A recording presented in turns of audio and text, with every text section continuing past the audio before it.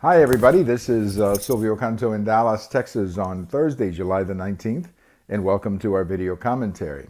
You know, we've been talking several times here over the last few months about the election in Mexico and the potential relationship of President Trump and President Lopez-Obrador of Mexico. Conventional wisdom would suggest that these two men will not get along. You have a President Trump who is sort of anti-illegal immigration, sort of a very tough on the border kind of guy.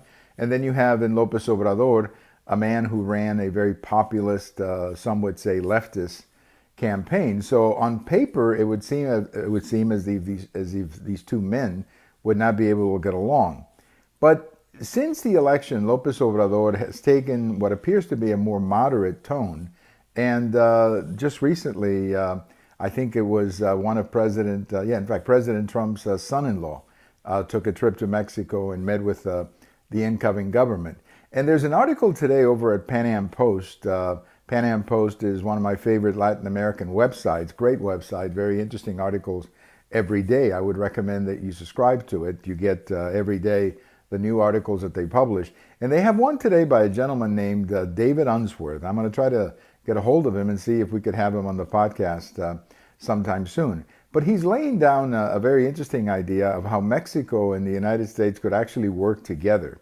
And that is by, in essence, legally having U.S. employers and Mexican employees legally meet and basically take care of each country's needs. I mean, our economy is growing and we're starting to get a little bit of a labor shortage. Actually, Mexico has people, so they would need places to work. So if the two were able to meet together legally, of course, this all has to be done legally. That's the whole point. It has to be done legally. If you could have a situation like that where the United States can legalize some of these people through their jobs, and Mexico could then have an outlet for some of their people through these jobs, maybe that is at least the foundation of a more stable border and certainly a more stable U.S.-Mexico alliance. Again, we don't know. We don't know what's going to happen. Lopez-Obrador will not be taking over until December 1st. I mean, they have a very long pre-inauguration period down in Mexico. It's literally 5 months from election to inauguration. So we don't know. But we do know that so far,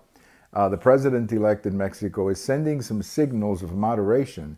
And one of them is that he's actually had a meeting, or somebody on his staff had a meeting with, I believe, President Trump's son-in-law.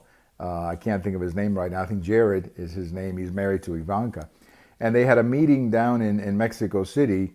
And in that meeting, we don't know what was discussed, but apparently it was a fruitful meeting. Look, I think it would be good for the United States and Mexico to have an alliance, a relationship that is beneficial to both countries. And if that can happen with President Trump and Lopez-Obrador, I'm all for it. I mean, I'm all for it. I think a lot of the problems that we have in Mexico have to do with illegal immigration.